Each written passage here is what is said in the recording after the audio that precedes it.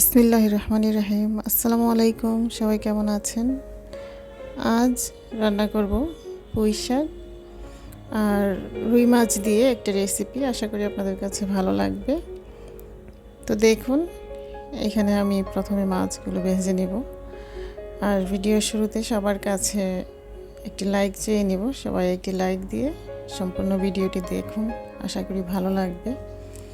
আর বেশ কয়েকদিন যাবত বেশ কয়েকদিন বলতে নিয়মিত যে ভিডিও আপলোড করার কথা ছিল ওইটা হচ্ছে না, একটু অনিয়ম হয়ে গেছে। বাসায় মেহমান আছে, তো মেহমানও যদি সুস্থ মেহমান হতো সমস্যা ছিল না, আসলে অসুস্থ ও নিয়ে একটু দৌড়াদৌড়িতে আছি। এই জন্য কারো ভিডিও তেমনভাবে দেখা হচ্ছে না, আমি নিজেও ভিডিও শেয়ার করতে পারছি না। আশা করি আপনারা আমার সমস্যাটা বুঝবেন।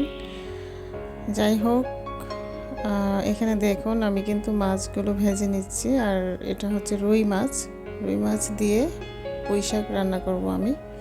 আর রান্নাটা আশা করি আপনাদের কাছে ভালো লাগবে, তো ভিডিওটি দেখুন।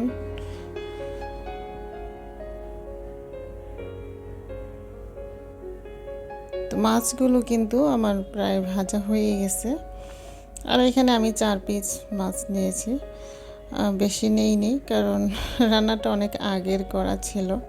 আর এই যে ভিডিওটা আমি এডিটিং করে আপনাদের সাথে শেয়ার করব, ওই সুযোগটা আমার হচ্ছে না। খুবই ব্যস্ততায় হসপিটাল আর বাসায় দৌড়াদৌড়ির মধ্যেই আমার দিন যাচ্ছে।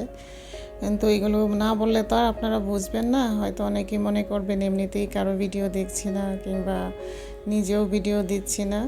মাঝে মধ্যে ফোনে লাইভটা অন করে রাখি একটু, যাতে ওয়াচ টাইম আসে। তো যাই হোক, মাছটা কিন্তু ভাজা হয়ে গেছে। আর এখানে দেখুন এখন কালো জিরার ফোড়ন দিয়েছি। আর শাক জাতীয় কোনো কিছু রান্না করলে ওইখানে কালো জিরার ফোড়নটা দিলে ভালো লাগে, সবজি তারপর শাক এই টাইপের রান্নাগুলোতে। তো দেখুন এখানে আমি পেঁয়াজটা ভেজে নিব। পেঁয়াজটা আমি এখানে একটু রসুনও দিব। রসুনটা দিয়ে ভালোভাবে নেড়ে চেড়ে আবার কিছুক্ষণ এগুলোকে ভেজে আমি এখানে পানি অ্যাড করব। আর এই টাইপের রান্না তো আপনারা সবাই জানেন, তবে আমি যেহেতু কুকিং চ্যানেল এখন নিজেই এটা চুজ করে নিয়েছি, কেননা আমার ছোট বাচ্চা নিয়ে সংসার সামলিয়ে সব কিছু করে ওইভাবে ব্লগ ভিডিও তৈরি করে শেয়ার করাটা আমার এই মুহূর্তে সম্ভব না। তো দেখুন এখন আমি এখানে হলুদ, মরিচ, একটু সামান্য জিরা গুঁড়ো, তারপর জিরার সাথে হালকা ধনিয়াও আছে, আর এখানে পরিমাণ মতো লবণ দিয়ে মশলাটাকে ভালোভাবে কষিয়ে নেব। আমার একজন আপু আমাকে একটা প্রশ্ন করেছিল বেশ অনেক দিন আগে, যে আপু আপনি এতদিন ব্লগ ভিডিও শেয়ার করেছেন, এখন কেন রান্না দেন, শুধু ব্লগ শেয়ার করবেন? তো আপুদের উদ্দেশ্যে বলবো, আমার ওই আপুটার উদ্দেশ্যে বলবো, সবার উদ্দেশ্যেই, আসলে আমরা যারা গৃহিণী, যাদের হেল্পিং হ্যান্ড নাই, যারা বিশেষ করে মধ্যবিত্ত ফ্যামিলির আমরা যারা গৃহিণী আছি, আমরা জানি একটা সংসারের কাজকর্ম কীভাবে করতে হয়, বাচ্চা সামলানো কতটা যে কষ্ট, এটা আমরা শুধু জানি। তো তারপরেও আমি দেখি অনেক আপুদেরকে, তারা ব্লগ ভিডিও শেয়ার করছেন, হয়তো বা তাদের ধৈর্য শক্তি আল্লাহ আমার চেয়ে বেশি দিচ্ছেন, আলহামদুলিল্লাহ। কিন্তু আমি পারি না, আমার আসলে ছোট বাচ্চা নিয়ে খুবই কষ্ট হয়ে যায়। তো দেখুন এখানে কিন্তু আমি এখন মাছ দিয়ে দিলাম, মশলাটা কষিয়ে, তারপর পুঁই শাক আলুগুলো একটু হালকা সিদ্ধ করে এখানে আমি এখন মাছটা দিয়ে পরিমাণ মতো ঝোল দিয়ে আর কিছুক্ষণ এটাকে ঢেকে জাল করব। আর এইভাবে পুঁই শাকটা রান্না করলে কিন্তু খেতে ভালো লাগে। পুঁই শাক মনে করেন যে একটু হালকা হালকা ঝোল যদি থাকে তাহলে কিন্তু খেতে আরও ভালো লাগে। চাইলে আপনারা একটু শুকনো শুকনো করেও রান্না করতে পারেন। আর এটা তো সবাই রান্না করেন জানি, কম বেশি সবাই এভাবে পুঁই শাক রান্না করেন, তবে আমি আমার রান্নার স্টাইলটা আপনাদের সাথে একটু শেয়ার করলাম।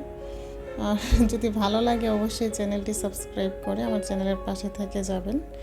আর যারা অলরেডি এই কাজটি করে আমার পাশে আছেন তাদেরকে অসংখ্য ধন্যবাদ।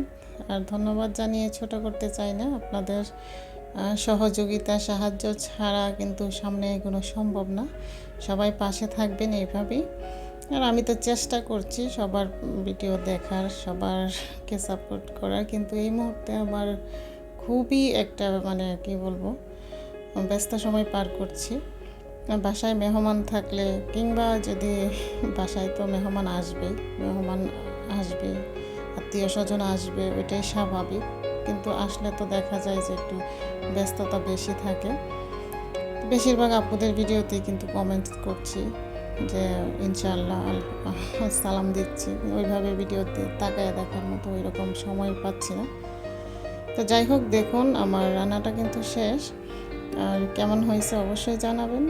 তো সবাই ভালো থাকবেন, সুস্থ থাকবেন, আমার পরিবারের জন্য দোয়া করবেন। এবং আমার বাসায় এই মুহূর্তে একজন অসুস্থ রোগী, আমার ভাসুরের মেয়ে, খুবই অসুস্থ, এখন মোটামুটি একটু সুস্থ আছে, তার জন্য দোয়া করবেন। আল্লাহ হাফেজ, আসসালামু আলাইকুম।